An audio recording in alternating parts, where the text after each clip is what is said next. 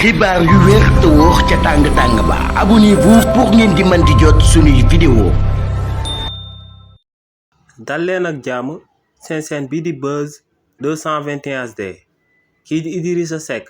di ak personnalité politique bu kenn dootu présenté ci réew mi di Sénégal ginnaaw bañ ko gëjee dégg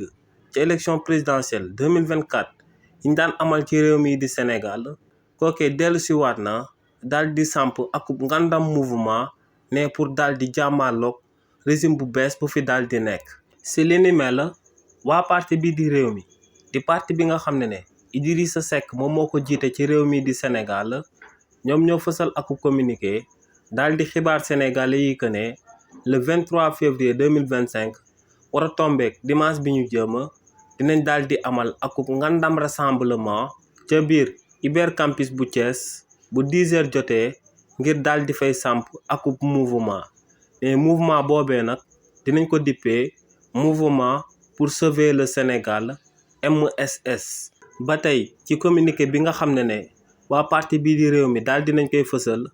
ñoo ngi sàkku ci sénégalais yi ak sénégalais yépp ñu daal di ñëw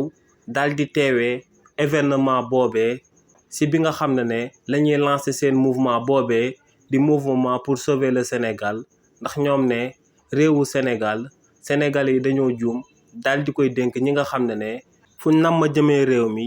jàmm naru fee sax ñoom ne tamit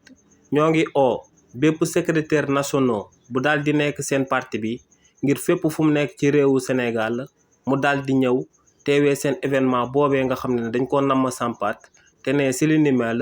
kii di Idrissa Seck di njiitalu parti bi dina fa daal di tenir ay discours daal di xamal sénégalais yi fu réewu Sénégal tolloon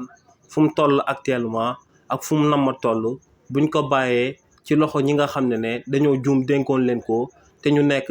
président Bassirou Diomaye Faye ak premier ministre am bii di Ousmane Sonko. xibaar yu wér te wóor ca tàng ba abonnez-vous pour ngeen di mën di jot suñuy vidéo.